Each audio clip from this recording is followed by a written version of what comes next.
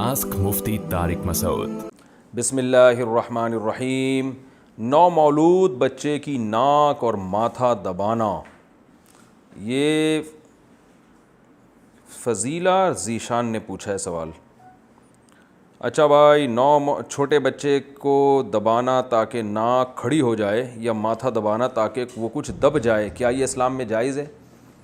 جی ہاں، بچہ جب پیدا ہوتا ہے نا تو تھوڑا سا بات چیزیں آڑی ترچھی ہوتی ہیں اس کی، تو وہ والدین کوشش کرتے ہیں، جیسے سر جو ہے نا اس کا پیچھے سے نکلا ہوا ہوتا ہے، وہ قدرت نے اس لیے نکالا ہوتا ہے کہ وہ ظاہر ہے اس بچے کو لٹائیں گے تو آہستہ آہستہ وہ سر دبنا شروع ہو جاتا ہے۔ تو بعض مائیں یہ غلطی کرتی ہیں کہ اس کو ٹیڑھا میڑھا لٹا دیتی ہیں تو اس سے وہ سائڈ دب جاتی ہے۔ میں نے خود ایک بچے کو دیکھا کہ اس کا جو ہے نا بیچارے کا پورا کوبڑا یہاں سے نکلا ہوا تھا۔ ہوا یہ ہے کہ بچے کو ماں نے جب لٹاتی تھی ماں تو اتنی غفلت تھی کہ بچے کی نا ایسے یوں کر کے لٹاتی تھی، وہ بچے کا منہ اس طرف ہوتا تھا، تو یہ حصہ دبنا شروع ہوا، تو ایک وقت میں اتنا زیادہ دب گیا کہ اب بچہ سر سیدھا ہی نہیں کر سکتا تھا، تو مستقل ماں کو پھر اسی طرح لٹانا پڑتا تھا، تو ہوتے ہوتے بہت زیادہ دب گیا وہ، اور یہ پیچھے سے پوری ایک نوک نکل آئی، اور بچہ بھی نہیں، بچی تھی وہ۔ تو ایسا بھی ہوتا ہے، تو یہ کرنا پڑتا ہے۔ لیکن یہ جو ناک کے بارے میں کہتے ہیں کہ دبا کے یوں کریں تو ناک کھڑی ہو جائے گی، یہ کسی ڈاکٹر سے پوچھ لیں، میرا خیال ہے ایسا نہیں ہوتا کہ وہ ناک کو یوں اٹھائیں تو یہ کھڑی ہو جائے ناک۔ البتہ پیشانی کو دبانے سے شاید دب جاتی ہو، یہ مجھے معلوم نہیں ہے، لیکن سر بہرحال وہ دب جاتا ہے اور وہ بنانا ضروری ہے بچے کا، اور یہ ناجائز نہیں ہے۔ کون سے رشتہ دار کو زکوٰۃ دے سکتے ہیں؟ زکوٰۃ اپنے رشتہ داروں کو دینا جائز ہے، خصوصاً ان رشتہ داروں کو جو غریب ہیں لیکن ان کے بیٹے موجود ہیں۔ یہ پوچھا ہے جی ساجد صاحب نے امریکہ سے۔ دیکھیے، زکوٰۃ ہر اس شخص کو دی جا سکتی ہے جو غریب ہے، صاحب نصاب نہیں ہے۔ صاحب نصاب نہ ہونے کا مطلب یہ ہے کہ اس کے پاس 52.5 تولہ چاندی، جو پاکستان میں تقریباً 40-50 ہزار کے درمیان اس کا ریٹ چلتا ہے، اس چاندی کے بقدر اس کے پاس کیش اماؤنٹ نہ ہو، گولڈ نہ ہو اور سلور نہ ہو، یا اضافی پراپرٹی کا مطلب ایک تو رہنے کا مکان ہے، اس مکان کے علاوہ ایسی پراپرٹی جو استعمال میں نہیں ہے، دکان کے اگر کرائے پر دی ہوئی ہے تو وہ استعمال میں پراپرٹی ہے، وہ نصاب میں شامل نہیں ہوتی، یعنی وہ چیز جو استعمال میں نہیں ہے، پورے سال استعمال میں نہیں آتی، تو ایسی تمام چیزوں کی، یعنی 5 چیزوں کی ویلیو لگائی جاتی ہے: سونا، چاندی، تجارتی مال، وہ مال جو بیچنے کے لیے خریدا ہو، اور کیش اماؤنٹ، اور 5ویں چیز وہ چیز جو استعمال میں نہ آتی ہو، پورے سال استعمال میں نہیں آ رہی۔ تو ایسی 5 چیزیں یا پانچوں کا مجموعہ، یا ان میں سے کوئی ایک چیز بھی اگر 52.5 تولہ چاندی کے برابر پہنچ جاتی ہے، یعنی 40-50 ہزار کی مالیت کے پاس کسی کے پاس اگر ہے، تو آپ اس کو زکوٰۃ نہیں دے سکتے۔ تو اگر کسی کے پاس اس سے بھی کم مالیت کی یہ 5 چیزیں ہیں تو پھر اس کو زکوٰۃ دے سکتے ہیں۔ لوگوں کو یہ بات سمجھ میں نہیں آتی، تو میں آسان کر کے یوں سمجھاتا ہوں، بھائی جب آپ کسی کو زکوٰۃ دینے جائیں تو تھوڑی سی یہ تفتیش کر لیں، اس سے پوچھ لیں تمہارے پاس گولڈ تو نہیں ہے، سونا تو نہیں ہے، کیونکہ سونا جس کے پاس ہوتا ہے تو عام طور پر اتنا ہوتا ہے کہ وہ سونے کے علاوہ بھی چیزیں ہوتی ہیں اور وہ 52.5 تولے چاندی کے برابر پہنچ جاتی ہیں۔ تو لم سم اس طرح اندازہ لگا لیں، بھائی سونا تو نہیں ہے، بھائی تمہارے پاس سلور یعنی چاندی تو نہیں ہے، یار کوئی پراپرٹی تو نہیں ہے جو استعمال میں نہ ہو، کوئی جو ہے وہ لے کے ڈالا ہوا ہو، کوئی پلاٹ اضافی کہ جی بعد میں اس پہ مکان بنائیں گے، ایسا تو کچھ نہیں ہے، یا کوئی ایسا سامان تو نہیں ہے گھر میں جو پورے سال استعمال نہ ہوتا ہو، قیمتی سامان۔ یہ والا سوال پوچھنے کی ضرورت بھی نہیں ہے، کیونکہ عام طور پر ایسا ہوتا نہیں ہے کہ کوئی ایسا سامان جو پورے سال استعمال ہی نہ ہوتا اور اس کی قیمت بھی اتنی اچھی ہو۔ تو یہ 3-4 چیزیں بہرحال پوچھیں، سونے کا، چاندی کا، بھائی کیش اماؤنٹ کتنا ہے بینک میں، ایسا تو نہیں 50-60 ہزار روپے تمہارے پاس پڑے ہوئے ہیں۔ تو ایسے لم سم چند سوالات پوچھ کے اندازہ لگا لیں، اگر لگتا ہے کہ یہ غریب ہے تو اس کو دے دیں آپ پیسے، پھر ادا ہو جائے گی، بے شک وہ بعد میں غریب نہ بھی ہو، کیونکہ آپ کے بس میں جو تھا وہ آپ نے کر لیا، اس سے زیادہ انسان تحقیق کر نہیں سکتا، تھوڑا سا حالات کا اندازہ بھی لگا لیں کہ سچ بول رہا ہے جھوٹ بول رہا ہے، تو جو جتنا زیادہ غریب ہوگا اس کو زکوٰۃ دینے کا اتنا ہی ثواب ہوگا، چاہے اس کے بچے جوان ہوں یا نہ ہوں، اس سے فرق نہیں پڑتا، عورت بیوہ ہو یا شادی شدہ ہو، اس سے فرق نہیں پڑتا۔ بعض لوگ کہتے ہیں وہ بیوہ عورت ہے اس کو زکوٰۃ دینی چاہیے، بھائی بیوہ ہے لیکن اس کے بیریا ٹاؤن میں پلاٹ ہیں، ہو سکتا ہے اس کے شوہر نے وراثت اتنی چھوڑی ہو کہ وہ مالدار ہو گئی ہو، تو مالداری پر ہے زکوٰۃ کا مدار، بیوہ یا کمارے ہونے پر یا میرڈ ہونے پر یا بچے جوان ہیں یا نہیں ہے، اس پر مدار نہیں ہے۔ بچے چھوٹے ہیں مگر پراپرٹی آپ کے پاس بہت ہے تو زکوٰۃ نہیں دے سکتے، بچے بڑے ہیں مگر غریب ہیں آپ تو پھر زکوٰۃ دے سکتے ہیں۔ تو زکوٰۃ کا تعلق ہے مستحق ہونے سے، مستحق کو تلاش کر کے دے دیا کریں۔ رشتہ دار کو دیں گے تو حدیث میں آتا ہے دگنا ثواب ہے، ایک رشتہ داری جوڑنے کا اور ایک زکوٰۃ دینے کا، اور رشتہ دار کو دیتے ہوئے یہ بتانا بھی ضروری نہیں ہے کہ یہ زکوٰۃ ہے، بلکہ کسی بھی غریب کو دیں تو یہ بتانا ضروری نہیں زکوٰۃ ہے, دل میں یہ نیت کریں کہ یہ زکوٰۃ ہے, اس کو آپ گفٹ کر کہہ کے دے سکتے ہیں آپ اس کو. البتہ رشتہ داروں میں اپنے ماں باپ, اپنے دادا دادی, نانا نانی, ان کو زکوٰۃ نہیں دے سکتے. اپنے بیٹے بیٹیاں, پوتیاں, پوتے, نواسے, جو بھی آپ کی اولاد ہے اس کو بھی زکوٰۃ نہیں دے سکتے. یہ 2 رشتہ دار, شوہر بیوی کو, بیوی شوہر کو زکوٰۃ نہیں دے سکتے. ان کے علاوہ سب کو زکوٰۃ دی جا سکتی ہے. اچھا بھائی, ٹی وی کے سامنے قرآن پڑھنا, کیا ٹی وی کے سامنے بیٹھ کر قرآن مجید کی تلاوت کر سکتے ہیں یا نہیں؟ زوجہ عبداللہ, بھائی ٹی وی میں اگر کوئی اچھا جائز پروگرام آ رہا ہے تو قرآن بھی سامنے رکھ کے تلاوت کر سکتے ہیں, لیکن اکثر ٹی وی میں غلط چیزیں آتی ہیں, فحش اشتہارات آتے ہیں, میوزک اور یہ سب لہو و لعب ہے. پھر قرآن سامنے رکھ کر پڑھنا یہ قرآن مجید کی بے ادبی ہے, اس سے قرآن کی عظمت آپ کے دل سے نکل جائے گی. بلکہ ٹی وی گھر میں رکھنا ہی نہیں چاہیے, کوئی ضرورت نہیں ہے ٹی وی گھر میں رکھنے کی. جو ہے ٹی وی کا ایک بڑا نقصان یہ ہے کہ انسان بیوی سے بھی غافل ہوتا ہے, یہ بھی ذہن میں رکھیں.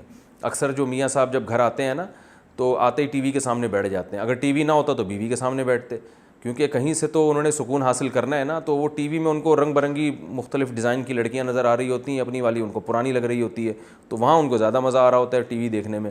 تو اس لیے, اور بیویاں ہی کہتی ہیں ٹی وی گھر میں لانے کے لیے, تو ان کو یہ نہیں پتہ ہوتا کہ ٹی وی گھر میں لانے سے بیوی کی ویلیو گھر سے ختم ہو رہی ہے.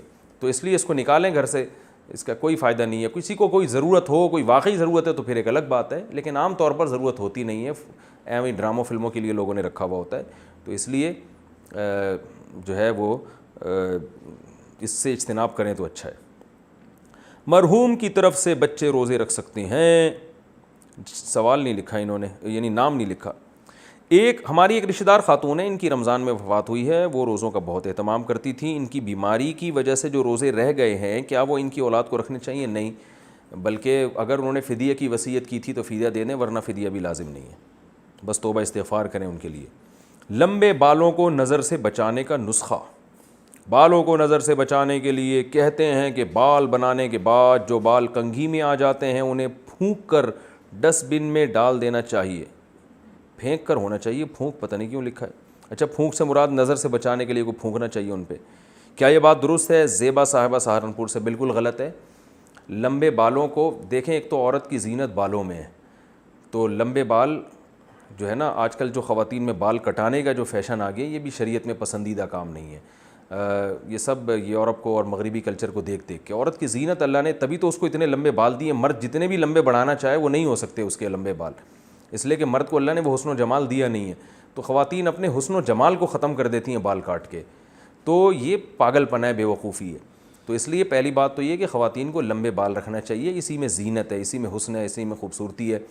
رہا یہ کہ ان کو نظر بد سے بچانا, تو ان کے لیے الگ سے کوئی ٹوٹکا نہیں ہے. جو بھی حسن و جمال والی چیز ہوگی اس کو نظر بد سے بچانے کا وہی طریقہ ہے جو باقی چیزوں کو نظر بد سے بچانے کا ہے. حدیث میں دعا آتی ہے, اعوذ بکلمات اللہ تامہ من کل شیطان وہامہ ومن کل عین لامہ. یہ دعا پڑھنی چاہیے. دعا پڑھ کے اپنے اوپر دم بھی کر سکتے ہیں. تو یہ دعا ہے. باقی یہ جو انہوں نے ٹوٹکا بیان کیا یہ ٹھیک نہیں ہے. ہاں بھائی, کیا اندھیرا ہونے کے بعد مغرب پڑھ سکتے ہیں؟ مغرب کا وقت عشاء کی اذان شروع ہونے تک رہتا ہے یا آسمان پر سیاہی پھیلنے کے ساتھ مغرب کا وقت ختم ہو جاتا ہے؟ فاطمہ ظہور سعودی عرب سے.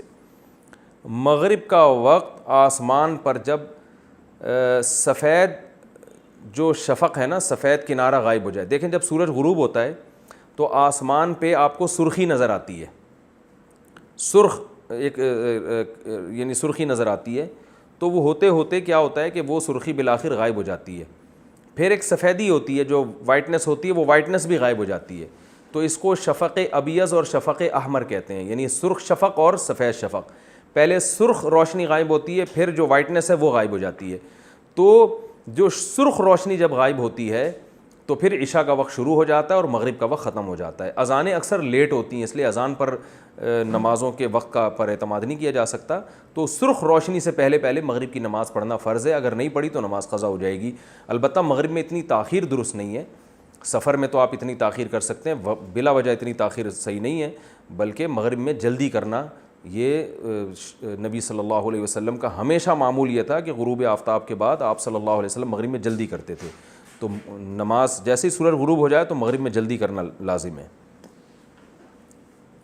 کیا جی پی فنڈ میں سود شامل ہے؟ گورنمنٹ جاب میں گورنمنٹ ہر مہینے جی پی فنڈ کے نام سے کچھ پیسے کاٹتی ہے اور ریٹائرمنٹ کے وقت وہ پیسے ڈبل ہو کر ملتے ہیں، کیا یہ سود میں تو شمار نہیں ہوگا؟ حارث اسلام ٹنڈو اللہ یار، نہیں، یہ سود میں شامل نہیں ہے، کیونکہ وہ رقم آپ کو گورنمنٹ نے دی نہیں ہے، آپ اس کے مالک نہیں بنے ہیں، تو وہ یہ ہے کہ اجرت ہے جو بڑھا کے دی جا رہی ہے آپ کو، تو یہ جائز ہے، اس میں کوئی گناہ نہیں ہے۔ یہ سود دیکھنے میں لگتا ہے، حقیقت میں یہ سود ہے نہیں۔ احرام کو کفن بنا سکتے ہیں؟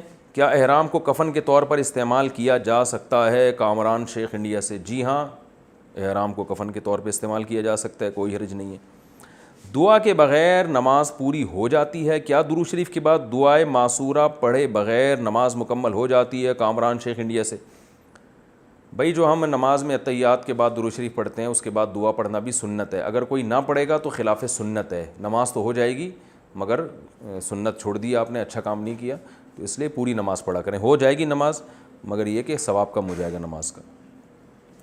خواب میں اللہ پاک کی زیارت، کیا خواب میں اللہ پاک کو دیکھ سکتے ہیں؟ عامر مراد آباد سے، جی ہاں، خواب میں اللہ کی زیارت ممکن ہے، بہت سے اسلاف سے ثابت ہے، امام احمد بن حنبل سے بھی ثابت ہے کہ انہوں نے خواب میں اللہ کی زیارت کی، اور اسلاف کے یہ واقعات تواتر سے ثابت ہیں۔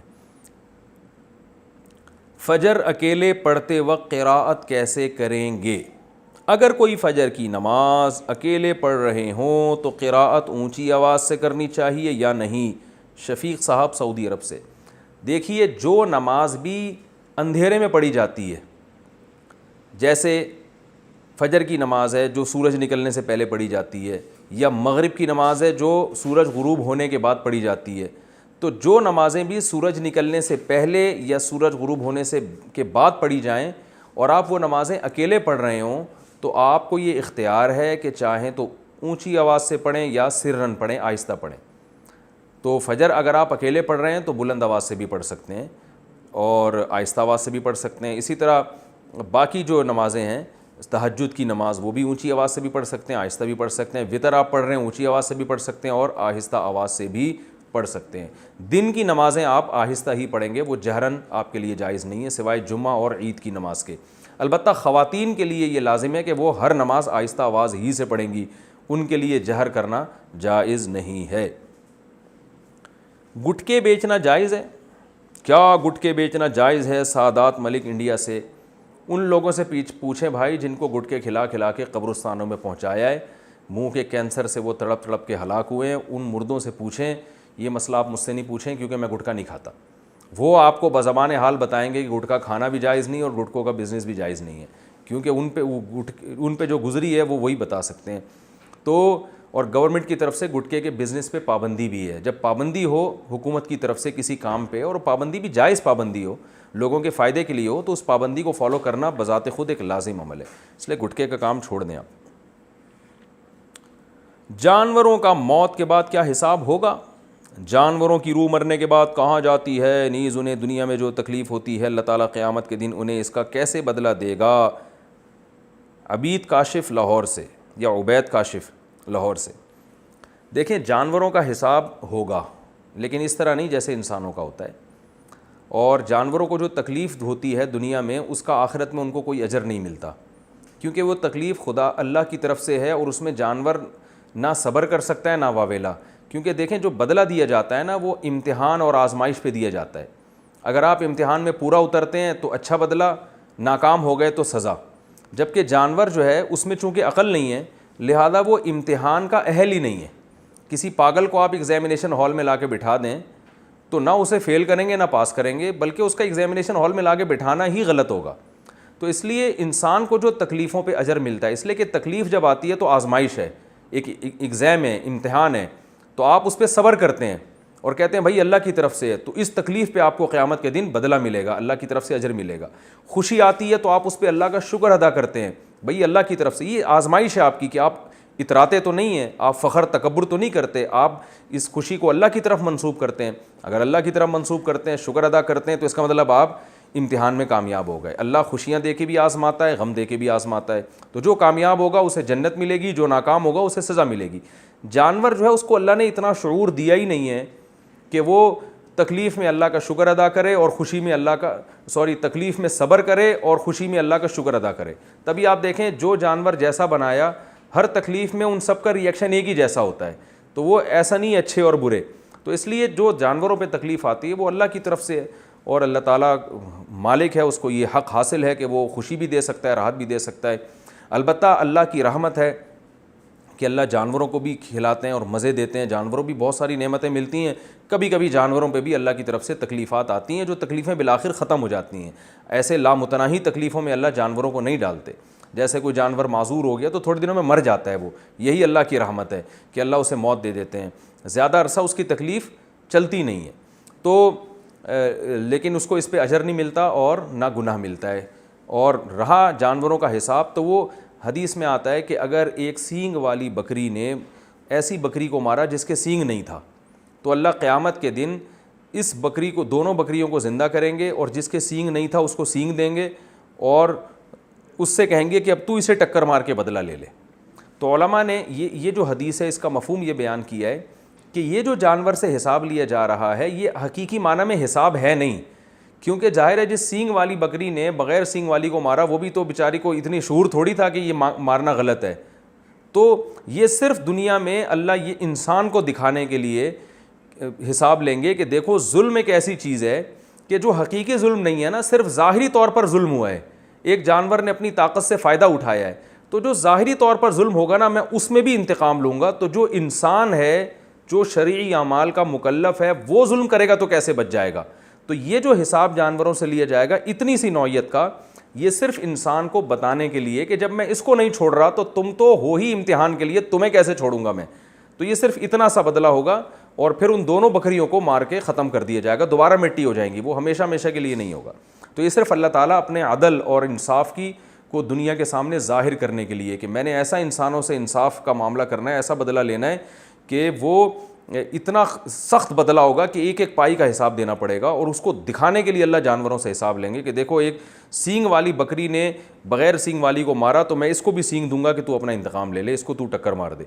تو یہ جب اس کے ساتھ ہو رہا ہے, حالانکہ یہ اس میں عقل نہیں ہے, تو جن میں عقل ہے ان کو کیسے چھوڑ دوں گا. جن کے پاس طاقت تھی اور انہوں نے اس طاقت کا ناجائز فائدہ اٹھا کے کمزور پہ ظلم کیا, تو یہاں کمزور کو میں کیسے چھوڑ دوں گا کہ تو بس ظلم کھا لے اور ظلم برداشت کر لے. نا نا نا, اس کو تو بطریق اولا اللہ کہیں گے کہ تو اپنا بدلہ لے اس طاقتور سے. تو یہ صرف انسانوں کو دکھانے کے لیے بدلہ لیا جائے گا. اچھا بھائی, الیکٹرک, یہ کیا لکھا ہے بھائی, الیکٹرک بیٹ سے مچھر مار سکتے ہیں, یہ کیا چیز ہے بیٹ؟ وہ ایک مشین آتی ہے, اس کو پتہ نہیں کیا کہتے ہیں. ہمارے یہاں مچھر بہت زیادہ ہیں, تیل لگا لیا مگر وہ بھی اثر نہیں کرتا. پتہ نہیں کون سا تیل لگایا آپ نے. کیا الیکٹرک مشین سے ان کو مارنا جائز ہوگا؟ محمد وسیم مہاراشٹر سے. جی جائز ہے, مجبوری ہے, ضرورت ہے. اب ایک ایک مچھر کو پکڑ کے آپ قتل تو نہیں کریں گے نا, ارطغرل کی طرح تلواریں تو نہیں چلائیں گے. تو اب یہی ہو سکتا ہے کہ مچھروں کو ہول سیل کے حساب سے مارا جائے. ہول سیل کے حساب سے یہی ہے کہ الیکٹرک مشینیں جو آ رہی ہیں تو مجبوری میں یہ جائز ہے.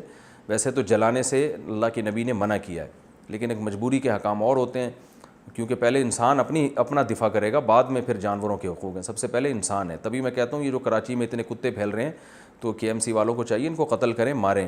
تو اس پہ بہت سے کتوں کو اشکال ہوتا ہے کہ ہمیں کیوں مارا جا رہا ہے. تو اس کا جواب یہی ہے کہ بھائی انسان پہلے ہے, کتے بعد میں, کیونکہ ان کتوں کی کثرت کی وجہ سے انسان ہلاک ہو رہے ہیں. بہت سے کتے پاگل ہو کے کاٹ لیتے ہیں, بہت سے بائکوں کے نیچے آ رہے ہیں, بائک والے گرتے ہیں, گاڑیوں کے نیچے آ رہے ہیں, ایکسیڈنٹ ہو رہے ہیں. تو پہلے ہمیشہ سے KMC والے کتوں کو مارا کرتے تھے. اب پتہ نہیں کچھ NGOs نے پابندی لگائی ہوئی ہے, تو جس کی وجہ سے انسانوں پر بڑا ظلم ہو رہا ہے. اور پھر میری ان باتوں سے پھر وہ کتے جو ہے نا وہ ان کو تکلیف ہوگی, بولیں گے مفتی صاحب کیسی باتیں کر رہے ہیں.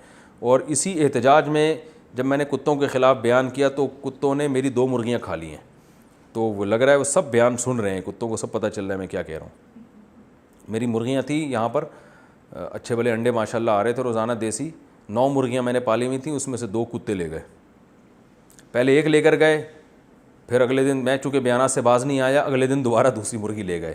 تو میں نے اب بیانات سے تو میں پھر بھی باز نہیں آیا, لیکن میں نے مرغیوں کو بند کر دیا, وہ باہر آوارہ گردی کی ان کو اجازت نہیں دی ہے میں نے.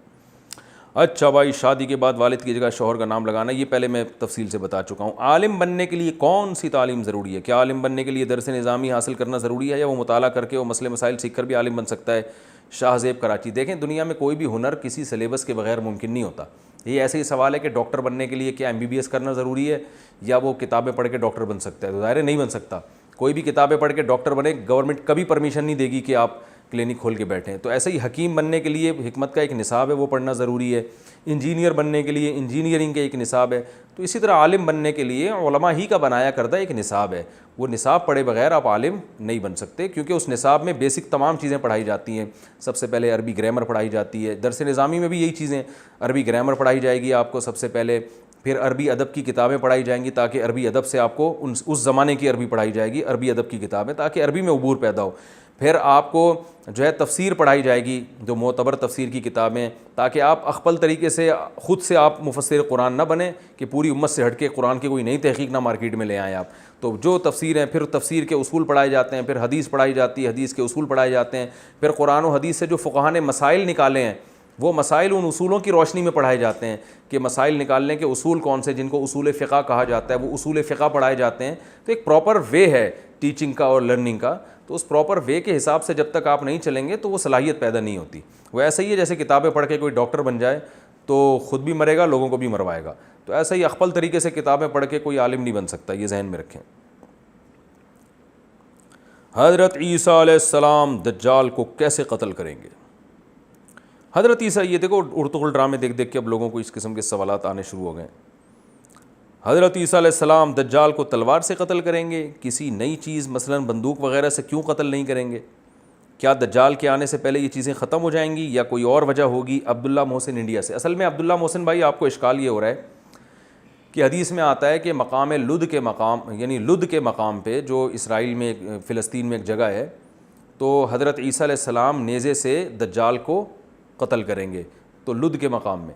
تو اس سے بہت سے لوگوں کو اشکال ہوا ہے کہ حضرت عیسیٰ علیہ السلام تو بعد میں نازل ہوں گے, وہ تو سائنسی ترقی کا دور ہوگا, نیزوں کی جنگ تھوڑی ہوگی اس وقت. تو اس لیے علماء نے اس حدیث کے دو جواب دیے. ایک تو یہ کہ نبی صلی اللہ علیہ وسلم نے نیزے کو بطور مثال کے بیان کیا ہے, کیونکہ آپ صلی اللہ علیہ وسلم اگر اس دور میں بتاتے کلاشن کوف سے تو لوگوں کی کیا سمجھ میں آتا کلاشن کوف کیا ہوتی ہے, بم کیا ہوتا ہے, میزائل کیا ہوتا ہے. تو آپ نے لوگوں سے اسی زبان میں بات کی ہے جو زبان لوگ سمجھتے ہیں. نیزے سے مراد ہے, نیزہ نبی صلی اللہ علیہ وسلم کے دور کا اسلحہ تھا جو جنگوں میں کثرت سے استعمال ہوتا تھا. تو نیزہ اصل میں ایک تعبیر ہے, عنوان ہے اس اسلحے کا جو حضرت عیسیٰ کے دور میں استعمال ہو رہا ہوگا. تو حضرت عیسیٰ اس اپنے دور میں استعمال ہونے والے اسلحے سے دجال کو قتل کریں گے. وہ اسلحہ کیا ہوگا, کون سا ہوگا, جو اس دور میں استعمال ہوگا, اس کو نبی صلی اللہ علیہ وسلم نے نیزے سے تعبیر کیا ہے. تو یہ نیزہ وہ ایک عنوان ہے, نیزے سے نیزے کی حقیقت مراد نہیں ہے, یہ ایک عنوان ہے, کیونکہ اس زمانے کے لوگوں کو سمجھانے کے لیے نیزے ہی کی مثال دی جا سکتی تھی. وہ چیزیں جو تھیں نہیں ان کی مثال کیسے دی جا سکتی تھی. تو اس لیے علماء نے کہا یہ حدیث ظاہر پر نہیں ہے, ایک مثال ہے, تمثیل ہے اس میں. اور بعض علماء نے کہا یہ بھی ممکن ہے کہ نیزے سے نیزہ ہی مراد ہو, اور عین ممکن ہے حضرت عیسیٰ کے دنیا میں آنے سے پہلے ایک عالمی جنگیں چھڑ جائیں. اور آپ کو پتہ ہے اگر اب دوبارہ تیسری جنگ عظیم چھڑ گئی, 2 جنگ عظیم تو ہو چکی ہیں, اگر تیسری جنگ عظیم ہو گئی تو پھر تو ایٹم بم سے لڑائیاں ہوں گی اور اتنا اسلحہ استعمال ہوگا کہ دنیا کھنڈرات بن جائے گی. تو عین ممکن ہے کہ اتنی بڑی جنگ چھڑ جائے کہ یہ دنیا دوبارہ سے ہزاروں سال پیچھے چلی جائے, کھنڈر بن جائے, سب مرمرا جائیں اور پھر ایک نئی دنیا آباد ہو, پھر وہی گھوڑے تلواریں دوبارہ شروع ہو جائیں اور حضرت عیسیٰ علیہ السلام اسی نیزے سے قتل کریں. یہ بھی ممکن ہے. تو دونوں مطلب بیان کیے گئے حدیث کے. تو اصل جو فوکس کرنا ہے وہ اس کو کرنا ہے کہ دجال بھی آئے گا, حضرت عیسیٰ بھی آئیں گے اور حضرت عیسیٰ علیہ السلام کے ہاتھوں دجال کا قتل ہوگا. اصل اس کو فوکس کرنا چاہیے. اور کیوں؟ اس لیے کہ دجال یہودیوں کے لیے آئے گا اور حضرت عیسیٰ علیہ السلام یہودیوں کے سرغنہ کو اپنے ہاتھ سے قتل کر کے انتقام لیں گے کہ جو حضرت عیسیٰ کو سولی پہ لٹکانے کی یہودیوں نے کوشش کی تھی. تو یہودی تو سمجھتے ہیں کہ ہم نے لٹکا دیا, مگر حضرت عیسیٰ علیہ السلام کو اللہ نے قتل ہونے سے بچایا اور اٹھا لیا, اور اللہ زمین پہ نازل کر کے اسی ان یہودیوں کے سرغنے کو قتل کروائیں گے اور بتائیں گے کہ یہ تمہارا جو خیال تھا نا کہ تم نے حضرت عیسیٰ کو قتل کر دیا, تمہارا خیال غلط تھا, بلکہ حضرت عیسیٰ انتقام لینے کے لیے نازل ہوں گے. صدقے کا بہترین طریقہ کیا ہے؟ صدقہ کس طرح کرنا چاہیے؟ کیا جانور ذبح کر کے اس کا گوشت اپنوں یا کسی آستانے میں بانٹ دینا چاہیے؟ عادل حسین کشمیر سے. عادل بھائی کیا ہو گیا آپ کو یار, میرے بیانات بھی سنتے ہو پھر بھی آستانوں کی بات کر رہے ہو, کیسی بات کر رہے ہو؟ یہ آستانے میں جو لوگ ہوتے ہیں تو آستینوں کے سانپ ہوتے ہیں. یہ تو عجیب عجیب سے آستانے بنے ہوئے ہیں آج کل, آپ کو پتہ ہے.